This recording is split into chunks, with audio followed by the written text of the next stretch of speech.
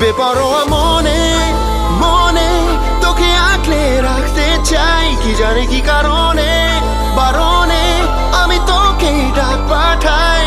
ও আমি এ হালে ও বড়ই বেহালে।